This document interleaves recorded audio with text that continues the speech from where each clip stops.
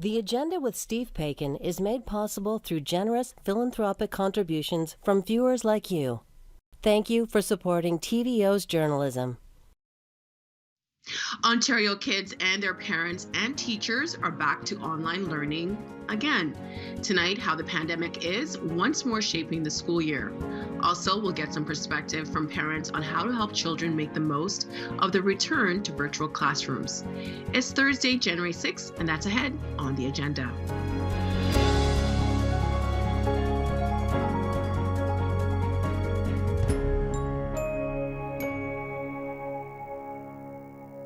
Almost 2 years ago, we convened a panel on this program to discuss education in Ontario as students dealt with the first virtual learning of the pandemic. As kids are again staying home from school, hopefully for just a 2-week closure, it seemed like a good time to check back in with that panel for some perspective on where we've been and where we're going next. With us for that, all in Ontario's capital city, Prachi Srivastava, professor specializing in education and global development at Western University, currently a visiting prof at McGill University. Annie Kidder, executive director of People for Education, and Caroline Alfonso, education reporter for the Globe and Mail. Welcome back to you all. And just before we start, in the interest of full disclosure, let me remind people that TVO is a provider of the province's distance and online learning through the ILC. The Independent Learning Centre has been a distance learning partner with the Ministry of Education for almost 100 years. Hi, it's very nice to see you all. Hi, Nam. Nice to see you too. Thank you for having us. Here we are with the fourth mass school closure in Ontario since March of 2020. I wanted to get from all of you your perspective. Like, when you heard that this was happening again, what was your reaction? Caroline, I'll start with you. Well, I was seeing this play out across the country in different provinces. I was working last week where I was reporting on what was happening in Nova Scotia and then BC and then Alberta. So I kind of figured that it was Ontario's turn to do the same. We had the announcement from the Ontario's Chief Medical Officer of Health, Kieran Moore, last week saying schools would be delayed until Wednesday, a 2-day delay. So I think as a parent, as a mom myself, and talking to friends who are other parents, we thought, okay, maybe they will go back to school on Wednesday. And then I think a lot of parents, a lot of families, a lot of kids were crushed to learn that they would be online for at least 2 weeks. And Caroline, you used the word crush. Why do you think parents had that reaction? Well, I think, we have learned over this time that kids want to be in school. They need to be in school. They are little social beings who want to be around their friends and around their teachers. They want to be playing at recess outside. Being in front of the computer, especially for kindergarten kids, grade 1 kids, those early younger grades, is difficult for long stretches of time. It's tiring. They want to be running around. They want to be interacting. So I think, knowing what we know about online learning from how long have we been doing this now, knowing what we know about it, I think, a lot of parents, a lot of families were just devastated to hear that it was happening again. And Annie, yes, we've been here again before, and this is the fourth mass school closure in Ontario. When you heard that students were going back to learning online, what was your reaction? Well, I think not surprised, sadly. We'd had the report from the science table in the middle of December that did the modeling that showed we were going to be in a mess. They suggested a circuit breaker, really shutting everything down, and partly in order for schools to open. We didn't do that. And it seemed like even when they said they were going to delay it by 2 days, it was really hard to understand what real things could get done in 2 days in order to make it possible for schools to open. So I was sadly not surprised, and like Caroline, really worried, though I'm not sure they could have done anything else, about the impact that this is having on kids, on families, and it's a future impact, which I think sometimes hard for people to wrap their head around or being willing to think about. But the impact is big, and because, as you said, this is the fourth time, and it's nearly 2 years now of a lot of disruption and a lot of kind of insecurity for kids and families, which is not good for kids and young people. You mentioned the future because I think a lot of us, it's so hard to think about what's going to happen next week, next month. Why is it important for us to consider the future repercussions from this? Well, I think that, 2 years ago, the UN warned about the potential of a generational catastrophe. And that sounds, like catastrophizing, literally.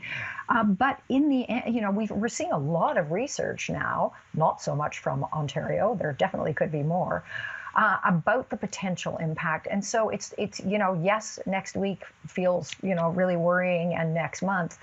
But for kids that are young, so for some of them, this is all of their time in school, for kids all the way through school. And it's not just like that sort of strict sense of learning loss itself. But there are disproportionate impacts on kids, and I've talked to I talked to one parent whose kid had 6 English teachers in the last year and a half, because it's been a problem for staffing. It's been a problem in many ways. Those kinds of things have an impact on kids' mental health, their sense of well-being, and that lasts. So we really have to think about what we're doing. We'll get to this, but what are our future plans in order to address all of the impact that's having right now? And we have to remember, and that this is 2 million kids in Ontario, and they're all of our futures. So we really have to make sure that they're okay and better than okay. Prachi, I have 2 kids. My son just turned 11 and my daughter is 8. And in September, we were kind of holding our breath because we thought that they might end up going back online. Nothing, it didn't happen then, but it's happened now. What's your reaction to this latest school closure, or schools actually moving to online learning? My reaction is always looking at the systems level. And I've been, I think, as most people working in the sector and general society, I think we've just been shocked at the lack of planning, at the lack of forward planning in the face of what is quite a predictable outcome. So, the fact that there were a host of measures that were recommended at the societal level, in terms of how we might be able to close other sectors of society, how we should actually be prioritizing education workers the same as we prioritize health workers, how we should have availability to mass rapid testing. There's a host of other measures that we need to think about. And the fact that none of those things were really implemented in a timely manner, along with the fact, and I think the bigger issue really here is, if we're going to bring the focus back onto the education sector planning, there hasn't been any real plan, medium term or long term, for any curricular adaptation, for really thinking about how to ensure education continuity, whether it's in person or virtually, in a way that is equitable and in a way that is actually possible in the context that we're in. And so I think the frustration is, looking at it from that perspective, the frustration really on my end has to do with the lack of planning. And before we get into knee-jerk reactions about, resources and a whole host of other issues, which are usually used as kind of, I would say, lazy reasons, really, to justify something that is inexplicable, we need to understand 2 very important things. Number one, we are a G7 country. And I think what people really need to understand what that means. A G7 country implies you are in a group of 7 countries, which are the most highly industrialized and relatively best resourced liberal democracies in the world. So when we start with the premise that we don't have resources, we really need to question how it's possible that a G7 country is a G7 country on the one hand, and then says doesn't have any resources. You can't have it both ways. And the second part is we also, among the group of G7, have one of the smallest cohorts of children in elementary and secondary school. Across Canada, we're roughly at around 5 million, 5.2 million, and 2.1 million of those students are here in Ontario. So what I'm trying to say is that the resources and are quite large for a relatively smaller demographic in a country that has actually a relatively well-developed system of education. When you start with those circumstances and those conditions, and we entered this pandemic in a time of relative peace. We're not in civil conflict. We don't have civil war. We are relatively peaceful. We have one of the largest bureaucracies comparatively in the world. And what that means is we have an administrative structure that is well developed. It is really difficult to understand how, when we have those conditions, we are now in the third year of academic disruption without a plan. You know, it's one thing to say, oh, we didn't really see it coming in March of 2020, although people who study pandemics and global health would have said that actually we should have been more prepared. Well, fine, let's say that was the case. We're now in January 22. We have access to a host of other technologies that just weren't available, vaccines, rapid tests. I mean, in theory, they're all there. And we have within our country the systems to be able to plan.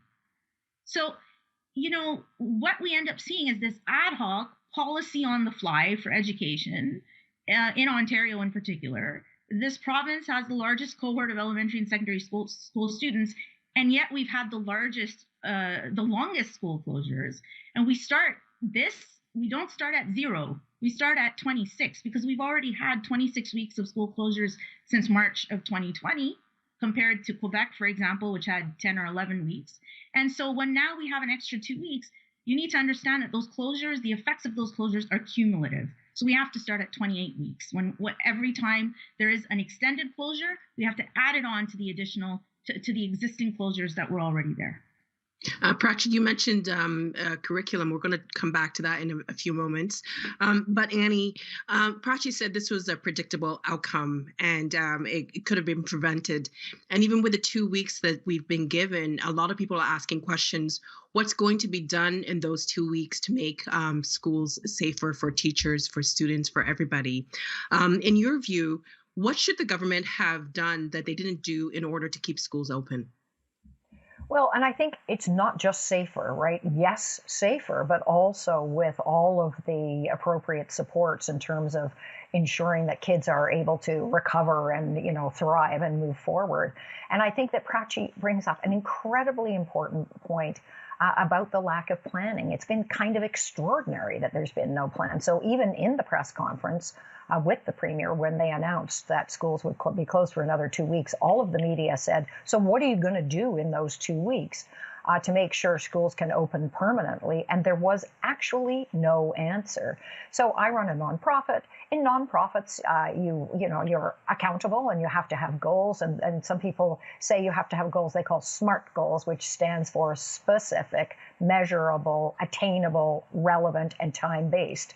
And so we are looking for, and we've made recommendations to the province for setting those goals and being accountable for those goals so that when schools reopen, we have prioritized booster shots for all of the education staff. We've got vaccination centers in schools, so we're getting all of the 5 to 11-year-olds vaccinated we possibly can, because that rate's really low right now. It's like, let's use this time to get the N95 masks, to distribute the funding that was promised last spring, which has still not been distributed at schools. We're in the middle of surveying all the principals in Ontario, and they are writing us the saddest, sort of most pleading kind of messages, saying people need to understand what we're trying to do here. They're commending their staff, but they're really, really worried. They're worried about the well-being of their students, and they're worried that they too, just like us, are hearing what's going to happen next in the media. So they have no time to prepare, they have no time to think it through, and they're not being consulted with. So one of our other things we've been saying for I don't know, it feels like forever now, is that there should be an education advisory task force. Why aren't we listening to people like Prachi, to principals, councils, the directors of education, teachers, parents, students, together with health experts in health, so that they're all working together to use, evidence, expertise, and their experience on the ground to give good advice to the province. And right now, it does feel like, that is the part that's upsetting, is the lack of planning, short or long term. And it feels like it's driven by politics, or by, one person phoning the premier, or, everybody arguing about what's the, kind of least worst choice or most palatable choice. But we're not thinking, I don't think, about kids and about their future, and really understanding the deep impact of this. And I know it's hard. It's definitely hard on the economy. I'm in a family full of artists who have all lost work, who have, so there are lots of people without jobs, businesses that have had to close. We have to have that in there too. But Prachi is also right. We're an incredibly rich country. So it's going to take a combination of the federal government and provincial governments, but the plan has to be there, and it has to be informed by knowledge, by experience, by evidence, and that's frustratingly not what we're seeing right now.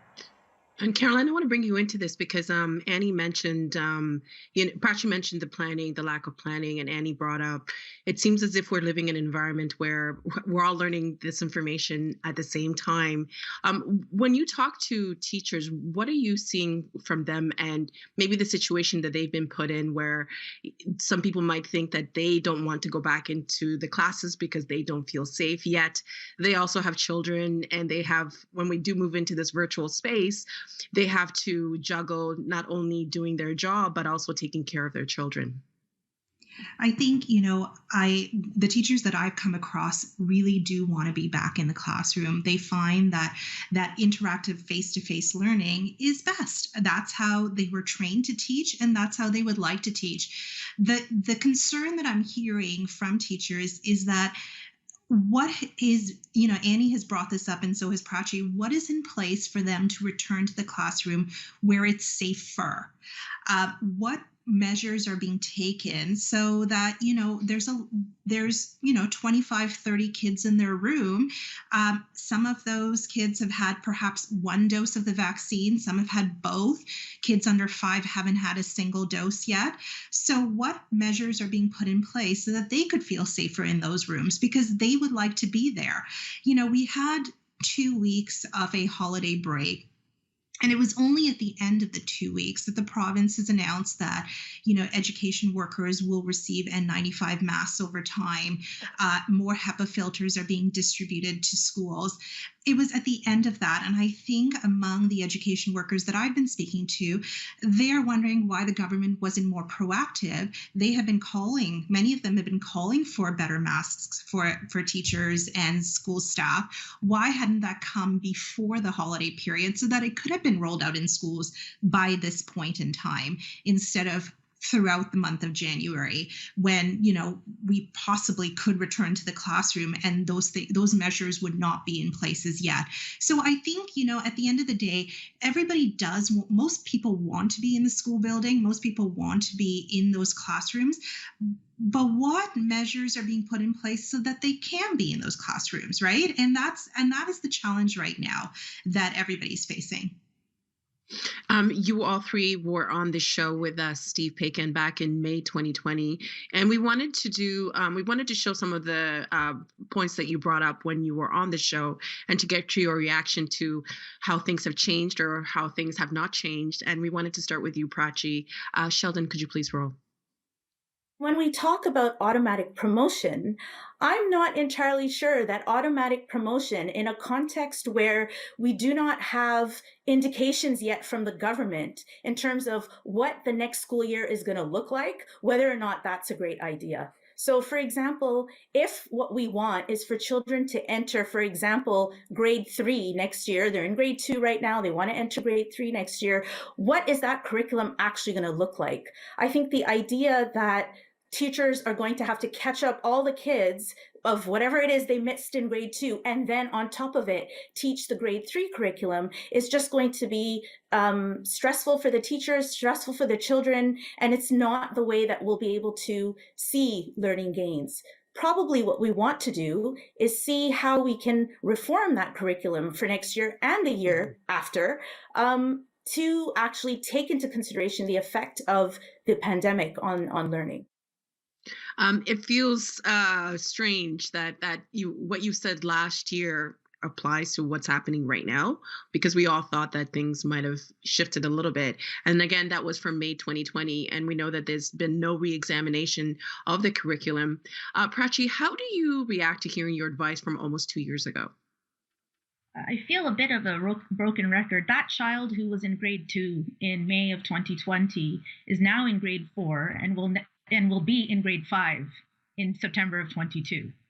And so we need to understand that is a serious disruption. It's more aggravated than it was when I first made those comments. The recommendations of examining the curriculum throughout the entire cycle, so what we should be doing is looking at all the way through from JK through grade 12 and seeing which parts of the curriculum in every year need to be lengthened, which parts of the curriculum from that year should be brought into the following grade, and which parts of the previous grade's curriculum should be brought into that grade. And that should be done throughout the system. Secondly, we should be boosting core skills and introducing psychosocial skills throughout the curriculum for all children. And thirdly, we should actually be having targeted interventions for the schools that have seen the highest level of disruption, highest levels of numbers of cases, and within schools for the children that are coming from marginalized backgrounds and who also have special needs and who may have IEPs. Now, that is a comprehensive plan. The reason why the recommendation hasn't changed from 2 years ago is because the plan is coming from an emergency education provision and continuity literature. There's a whole literature base and a host of professionals, including teachers and education workers, who can actually contribute to that. And that's why those recommendations are still the same recommendations. The sad part of it is that there hasn't been any action on that from almost 2 years now. And as I started the segment, it defies logic. It defies belief how it's possible that in Canada we don't have a plan, given our resources, given the tremendous privilege that we have. It is unbelievable. One last point I'd like to make is about the connection between the education and the economy. We somehow, for some reason, and I think, again, this is a discourse framing, it's dangerous discourse problem, which is we somehow like to divorce education and the economy. And that is a fundamentally dangerous thing to do, because that is not at all the relationship. The relationship between the education and the economy is intimate. Based on global monitoring studies that have been done by some of the leading education economists in the world, what they're telling us is just 14 to 16 weeks of school closure, and Ontario, remember, is already double that, can lead to a GDP loss of up to 6% in a country like Canada. For a country like Canada, that is $95 billion of loss.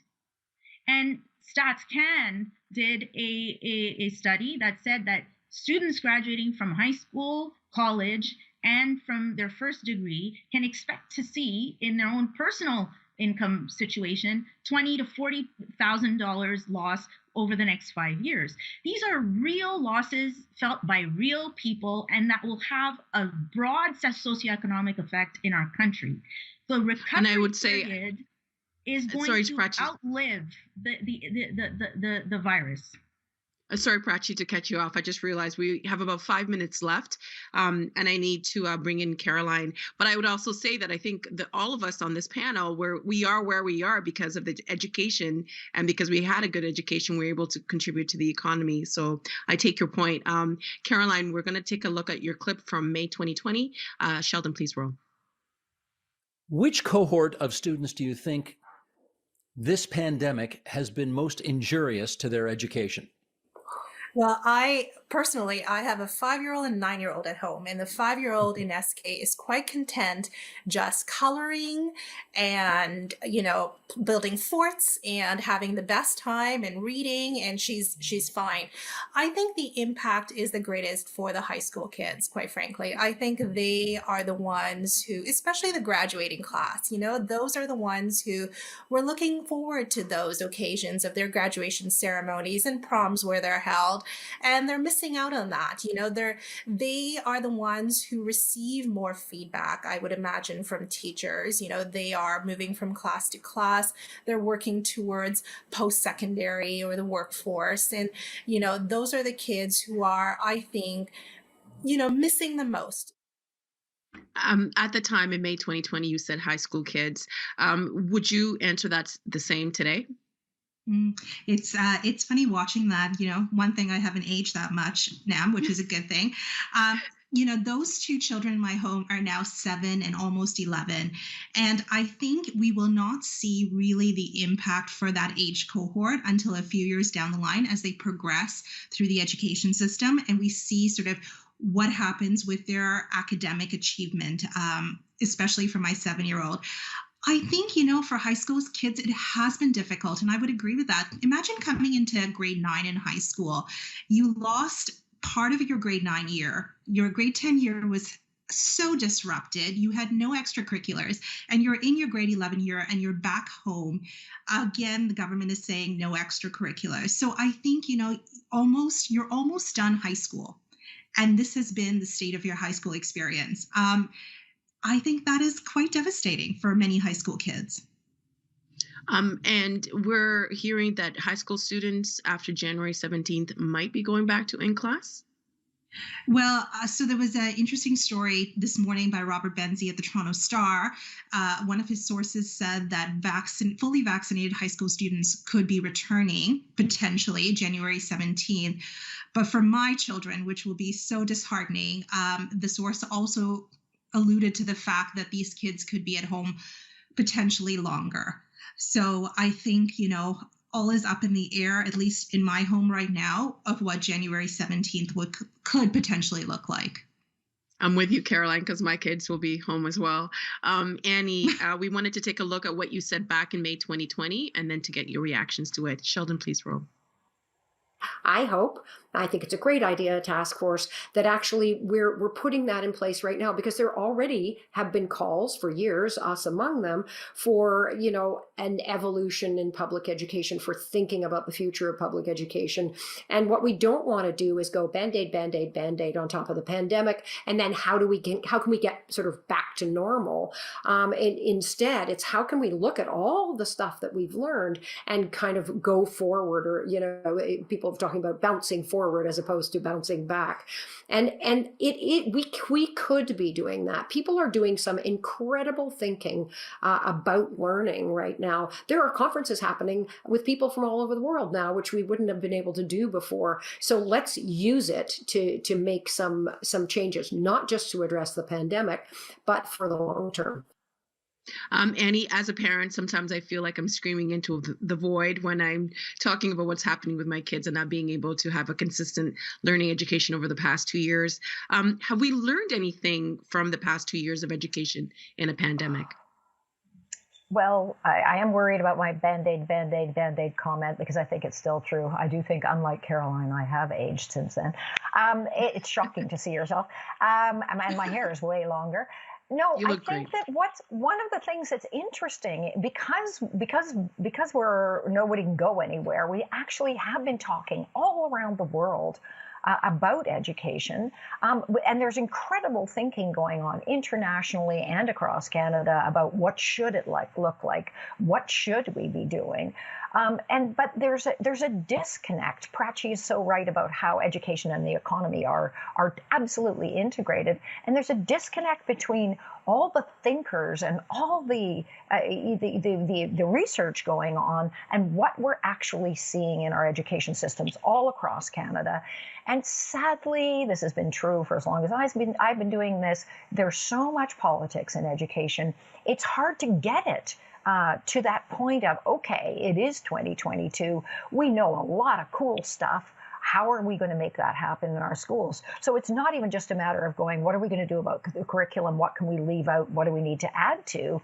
But how can we, it's using the opportunity of this time, how can we transform curriculum too? Because we know a lot more. So principals, along with talking about how challenging this time has been, have also talked about what they've learned, what things are more effective, how technology can be used in a good way, not to replace in-person teaching, but in other kinds of ways. So we need the research, the knowledge, the thinking to move forward. But right now we haven't even seen our Minister of Education for a long time in Ontario, but we're not hearing that kind of great forward thinking and planning that would make people feel a little bit better, not that much, about the fact that their kids can't go to school right now, but it's okay because we're making the best plan possible. Prachi, I'll give you the last 30 seconds. If the Minister of Education was watching right now, what would you say to him? I think, the main thing is to have a plan and broad consultation and to really show that the priority is education, because right until now we haven't seen that. And we have all the resources available to us. We have people that are willing to put in that time. Please just reach out and do the consultation that's required to secure the future of our province. We really do appreciate all of your time. Everybody's multitasking. I know a few of us have had technology problems, but we really do appreciate your insight and knowledge in this topic. Thank you so much. Thank you very much. Thank you. Thank you.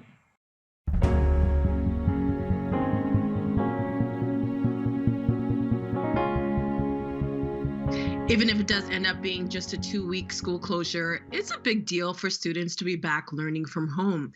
That includes the ripple effects for parents and teachers. How to make the best of this tough situation, prompted once more by COVID-19. Let's get some insights from parent of 2, Bobby Omar, who joins us tonight from Victoria, British Columbia. And in the provincial capital, also a parent of 2, Kate Dupuis, and Allison Schaefer, author, parenting expert, and family counselor. Welcome to you all. We wanted to get an idea of how parents are, pivoting, our favorite word, to this new reality once again. And Allison, I'm going to spend a little bit of time with Kate and Bobby at the very top just to find out about their experiences. Then I'll bring you into the conversation. Kate, I wanted to start with you.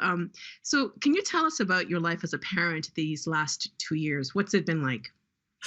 Well, I'm just laughing because it's definitely nothing I think any of us ever imagined. It's been a roller coaster for sure. Our focus as a family has always been on trying to keep things as normal and easy going for our kids as possible. My partner and I are very lucky. We're able to continue doing our jobs from home. We haven't lost out on income. But of course, the safety of our children and of our whole family has always been top of mind. And so this new pivot, although I would suggest we retire that word, please, when this is all done. This new pivot back to online learning was just one more unexpected. Kate, how would you describe that emotion of how you're feeling with this going back to online learning? I think for me personally, because I have spent a lot of time over the past 18 months really advocating for the government to make our schools safer, there's a feeling of frustration that, so many folks have been calling out different things we can do to ensure this didn't have to happen again. And then also just a lot of sorrow because my child last night after her first day of online learning was crying. I don't like COVID. I want to go back to school. I miss my friends. I want to see my friends. And as a parent, you're trying to do whatever you can to make your kids happy, to keep your kids safe. And it's really quite heartbreaking to see this happening to them again for a 4th time. It's a really difficult situation because I have 2 small kids, because you want them to be safe, but you also don't want them to be afraid of the world that is around them. How have you managed? Your children are 3 and 6 now. How have you managed? Well, I don't know if the word is managed. I think we've sort of muddled through, our littlest guy, he was about 18 months when this all started, and he has never really known, normal birthday parties, normal play dates, all of that stuff. So for us as parents, I feel like there's been so much loss and so much sorrow around parenting right now. We do try and make things as fun as possible. We have virtual play dates. We were trying to do a lot of outdoor masked play dates with friends. It was amazing that schools were open from September to December because I felt that was really good for socialization. We currently have made the difficult decision to keep our 3-year-old home because there is no testing available for daycares anymore. We just don't think right now it's safe for us as a family for him to go back, considering he's completely unvaccinated. So he's lonely. He misses his friends. And because your child is home, you also have to work. How has your job impacted by not only working from home, because I know that creates a lot of opportunities for families, but it's also creates another situation where you're juggling a lot? We are juggling a lot. I think we're both very lucky that we have very understanding directors, but what it does mean is typically we're working after the kids go to bed. My husband is regularly working till midnight, 1 o'clock in the morning, because I often will have, for example, I'll be teaching and I can't stop that. I have to make sure that I'm providing education for my students. So he'll sort of take the brunt of parenting at that point. So we're trying to juggle. We're lucky we're a 2-parent household. We're able to do this. I know that a lot of folks don't necessarily have the same experience. But also for me, I worked very hard to get to where I was in my career, and it's pretty disappointing that I can't do my job the way I want to because I have kids in my house, right? I didn't choose to stay home with my children. I chose to be a working parent, and I would really like it if my kids could be in their schools and their daycares, and that these places of learning and places of socialization were made safe for them so that it could be possible for them to be back there. We've heard a lot about a lot of women leaving the workforce because of what's happening with the pandemic and needing childcare in Ontario. We still don't have a childcare deal with the federal government. When you say that you worry about your job, do you worry about where you could have been if we hadn't been in a pandemic? Yes, absolutely. I worry about, what I would have been able to accomplish. I also worry about what we're doing to our kids and to the future of our workforce in Ontario. All of our kids right now, even if you don't have kids, you're going to rely on all of our kids because our kids will be the ones taking care of you, serving as all the professionals, all the essential workers in the future. And so I do worry a lot about, my own career, but I think the health and safety of all of us is also very important. I don't work on the front line, so I've been relatively safe, but a lot of my work was happening within retirement and long-term care homes, which of course have taken such a heavy brunt of this pandemic. So a lot of that, I must admit, a lot of what's happening in Ontario right now keeps me up at night. Bobby, I wanted to bring you in on this. Kate says that a lot of what's happening in Ontario keeps her up at night. What has your life been as a parent these last 2 years? Well, I would say that, I'm feeling tired and frustrated and angry. It was a really difficult time, the kids, with their technology addiction and managing our schedules. And, I can tell you between April and June of last year, it was the hardest time of our lives. It got really stressful. There's a lot, and the kids, there's some yelling. There was a lot of tears. I had to take my daughter on a father-daughter date to talk through some of the stuff because she was saying some really harsh things in her diary that she would tell her mother. And I remember one time I got so upset because I was failing as a parent. And part of this whole problem too is it's just been a roller coaster. We keep going through the same thing over and over again, right? The government isn't transparent about information. They don't listen to science. They react too late, and then when we go to restrictions, they don't do enough support, and then they ease up on stuff early, and then they misdirect in terms of what's going on, and they don't do enough to protect schools and help educators. And so, it's back and forth, and we know that we can avoid this, but they don't do it, and they don't do enough. They don't do it quickly enough, and so it's frustrating. And I think for me, I feel helpless. I'm advocating, I'm on Twitter, I'm talking to parents, we're putting stuff out there, but I just feel like this has been avoidable. And I'd say, I'm angry and I'm feeling helpless. And it's hard because, and the kids, they're missing out on stuff. And I think there's part of it, it's kind of like, it's grieving the kids are grieving missing their friends. They're grieving even things like my son is into musical theater, and it's a program of grade 3 to grade 8. And so these last 2 years, he was supposed to get lead roles, but he hasn't been able to perform or have fun doing that. So he's missing out on that, and he won't get it back. And so the kids, really struggle, particularly my daughter, who's super social and misses her friends like crazy. You mentioned, this time we're not going to get back. Your kids right now are 11 and 13.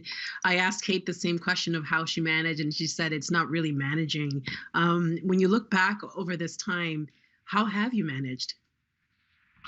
Yeah, so I'm a planner. I like to plan things, but I think it's hard for us to plan if the government can't plan, right? We're doing the best we can with the information we have, the time we've got to plan for our kids, but why can't the government do the same, right? If they don't have a plan, the educators don't have a plan, and they scramble, and we all kind of wallow in uncertainty. So, I try to give the kids a schedule. I think the technology addiction was kind of difficult because the challenge is that there's different schedules for the kids. So the kids start school at different times, they have recess at different times, and lunch at different times. And then because of technology addiction, my wife and I are trying to get them off the laptops, trying to figure out a way, like, you can't stay on your laptops all the time. My son has been on laptops, and I track it at like 60 hours a week. So at one point, it got really, really bad. And so what happens is we can't get work done, and it's really distracting. I think during the worst part of it, I only got maybe 2 hours of work done per day. But so, the way to do it, we plan with schedules, but it's still super challenging, and to get the kids to do the things they want to do. And honestly, sometimes it's just chaos, and you just have to let it go and say, you know what, this is a surreal time. What can we do? Fine, they're on their laptops 40 hours a week, and there's not as much as we can do. I'm sensing from what you're saying about the lack of planning, because as parents, a lot of what we do, we try to manage our lives, and we manage our children's lives. And then we have to work and do all those other things, many different shifts that we have. How has your job been impacted by having the kids learning from home?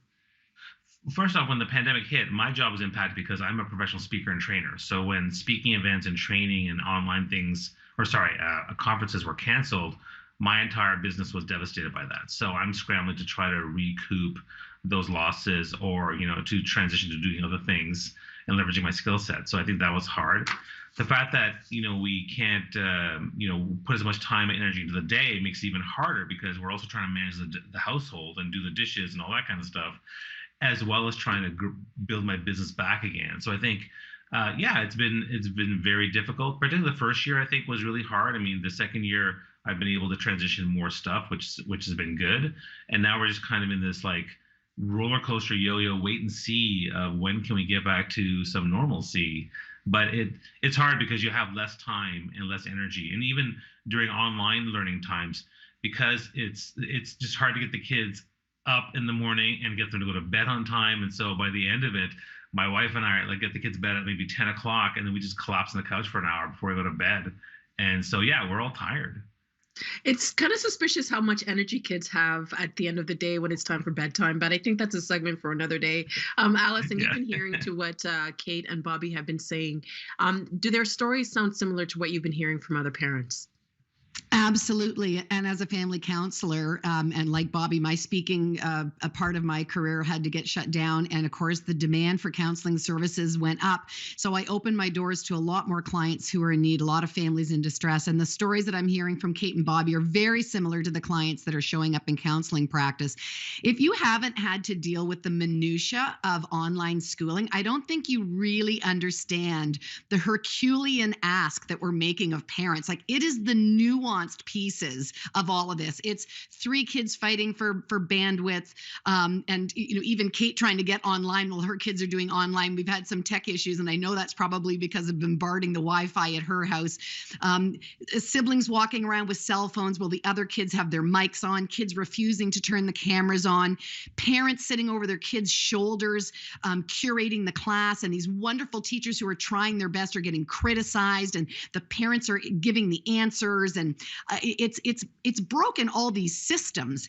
And I think one of the takeaways is we can't take any more for granted how much the intersection and the codependency between the economic of our society interplays and requires that our education system work. And we've ignored our education system largely. In my humble opinion, it needed an overhaul in the first place.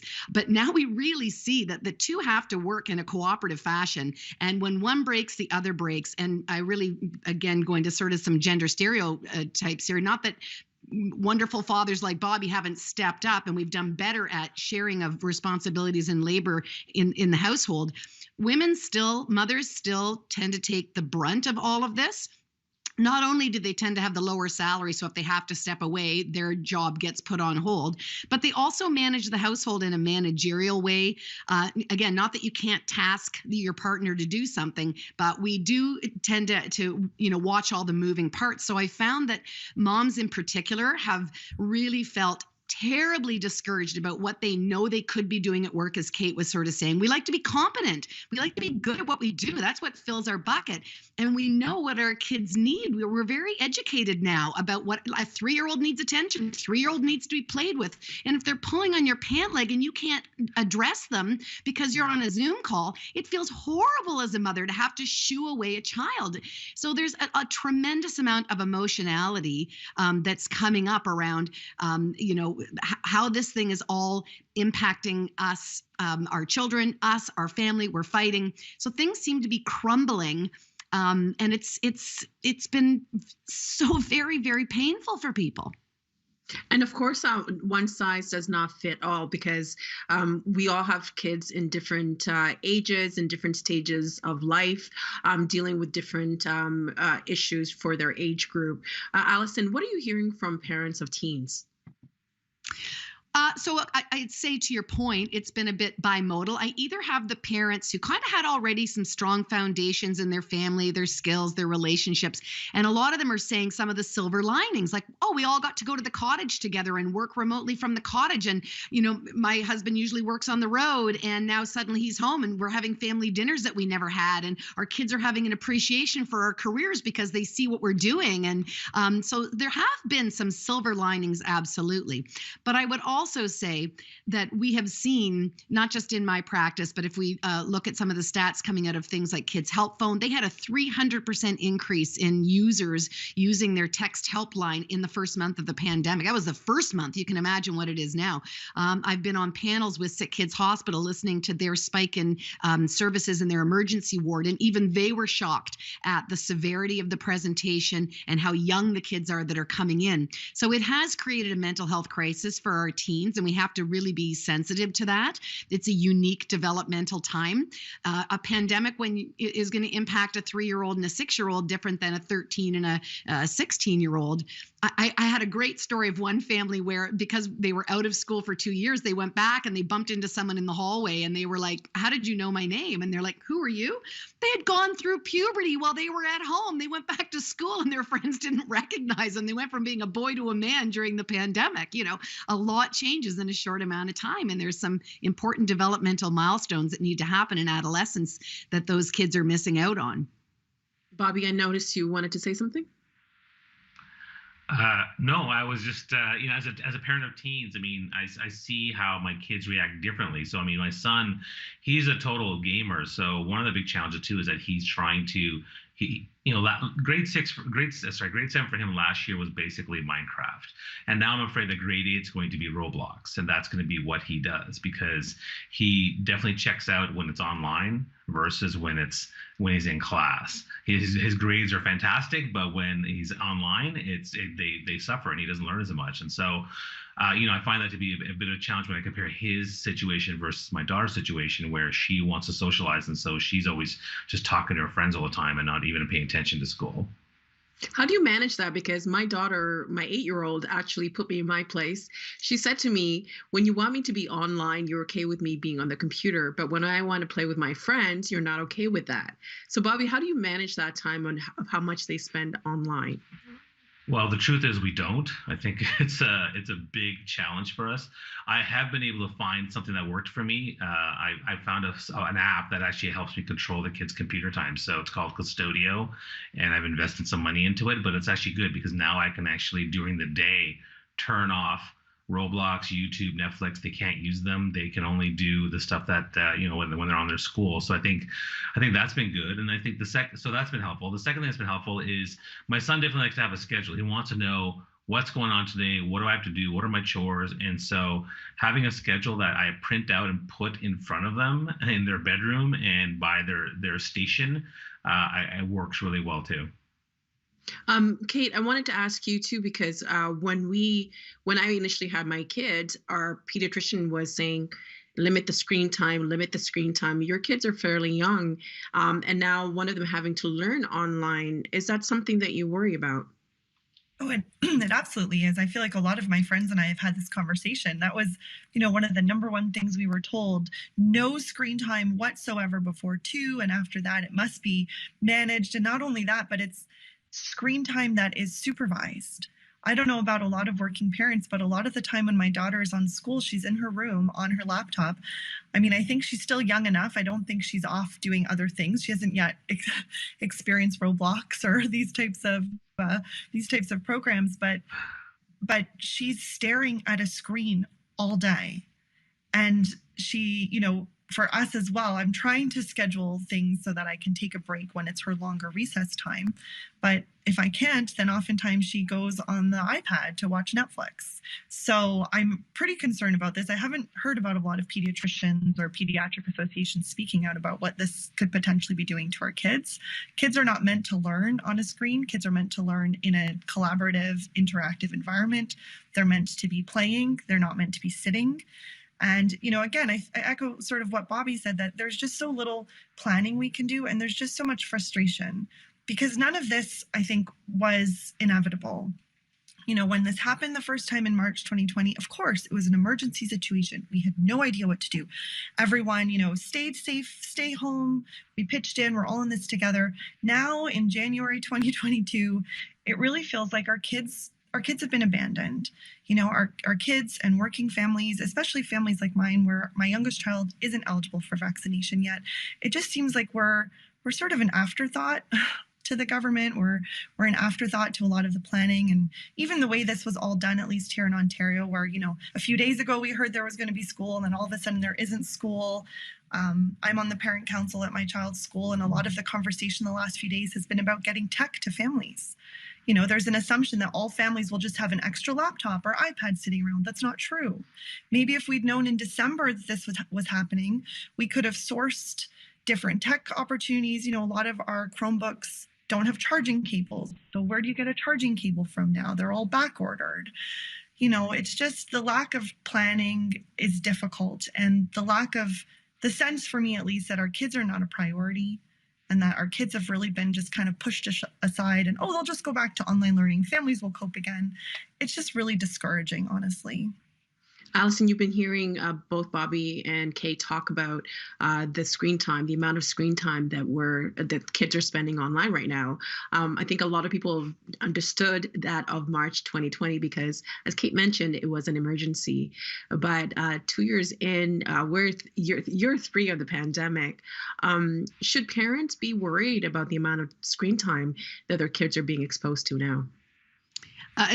Yes, I would. This is a universal problem, I would say. And in the beginning, parents were sort of, look at this is the Wild West. We got to do what we got to do. And we sort of took this short-term idea that we would open up the limits that we previously had because they did need to do online schooling. They couldn't see their friends or do their extracurriculars, and we had to get our jobs done. So we kind of let loose on the boundaries. And then as things have gone on, parents are starting to say, look, at the long-term solution cannot be the same as the short-term solution. If this is going to keep pounding on, we really have to look at this again. And their quandary is, how do you pull the boundaries back in when they've been out and loose and flapping? Because kids don't like to have things taken away from them that they've already had. How do you say your bedtime used to be 11 and now it's 9? They don't like when it goes in the reverse order.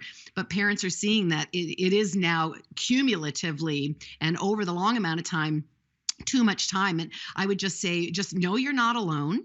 And that if you're going to be changing any kind of rules in the family, whatever it is, any kind of reset, change of existing policies in the family, you really have to do it with the children's input and to be listened. Actually, quite interestingly, as I was listening to Kate and Bobby talk, I thought, can you hear how parents really wanted to be listened to in this pandemic? No one's listening to them. They need to know they're important. They need to know they have a voice. They need to feel empowered. They need to know people are caring. And that's very much what children feel like in our family. So we need to get their voice in the conversation about, look, I want you to have roadblocks. I want you to be able to text and do TikTok dances with your friends. But I also am responsible for making sure that we make it through this pandemic with mental health. And that means balance. So let's put our heads together to figure out what would be that good planning schedule, like Bobby said, where we have time to do all the other things that we need to make a mentally healthy, balanced 24-hour day. Are we getting outside? Are we spending time with our studies? Do we have offline hobbies, not just online hobbies? And just work with them to kind of come up with a kind of strategy that works for everyone, and then be consistent with enforcing it. I know we're tired, but I really think it's the way forward with that. Okay, we've got about 45 seconds, and I wanted to ask Kate and Bobby this question. Looking forward, if you had one wish right now on how things might unfold as it pertains to online schooling, what would it be? Bobby, I'll start with you, and you've got 15 seconds. I'd love to see them have a plan from the government that allows them to be more interactive and get the kids to be more creative, and maybe even add some physical activity. Let's get up and do some jumping jacks, because they just sit there and they disengage, and I think the kids feel disengaged too. And Kate, for you? I wish that virtual learning would end, and that our schools would reopen. That's really one, my wish, that our schools would be safe and our kids can go back. And 10 seconds for you, Allison. What would you say to parents who are trying to manage all these expectations in terms of balancing work and parenting? This is a time for self-compassion, to lower your expectations, to perhaps have faith in the fact that our kids really are resilient, and that we might be mourning some losses, but really it's more like delays. They're going to catch up on some of these experiences, and this is sort of the grit building piece. It's not nice when you're in it, but they will come out the other end of it. So we got to lead with positivity ourselves. Thank you so much to the three of you, and Kate and Bobby, for sharing your stories as parents, and Allison for giving us this expert advice. I think a lot of us need to hear it right now. Thank you so much for your insights. Thank you. Thank you. Thank you.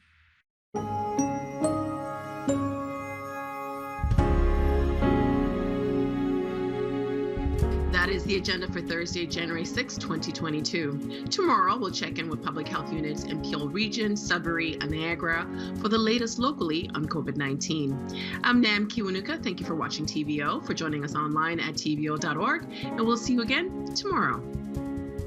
The Agenda with Steve Paikin is made possible through generous philanthropic contributions from viewers like you.